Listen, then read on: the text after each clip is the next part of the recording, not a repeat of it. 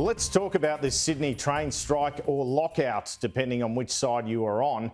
Occurring on the day international borders fully opened and universities went back, Prime Minister Scott Morrison weighing in this morning, saying this is unfair to ordinary Sydney-siders and a sign of things to come if you elect Labor. If you're trying to get your kids to school this morning, Sydney, or you're hit with a $60 Uber bill just trying to get to work, or you're sitting in gridlock traffic and can't get to that meeting because the unions decided to pull on a strike at 2 a.m. this morning, throwing Sydney-siders into complete chaos. I mean, this is what Labor think they can get away with when they think they're going to win an election. Imagine what they'd be like if they actually won it.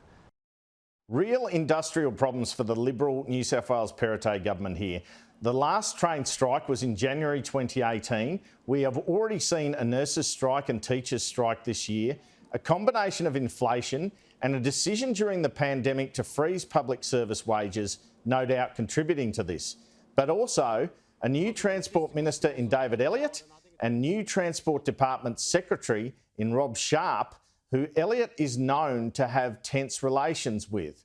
Elliott inherited a portfolio with 307 unresolved industrial issues. The train unions said they were forced to walk out after they told management they had put in place a regime that was unsafe with a new roster. The government obviously disputes this.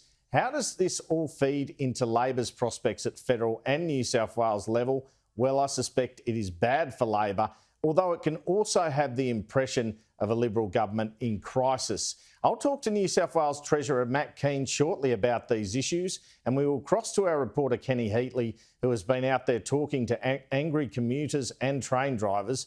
Scott Morrison, however, talking up higher wages today. He says the fact businesses will reward workers with higher wages as inflation and labour shortages take hold. Our businesses will be more prosperous as the economy grows, and I expect that businesses will be able to share those proceeds with their workers. They understand that.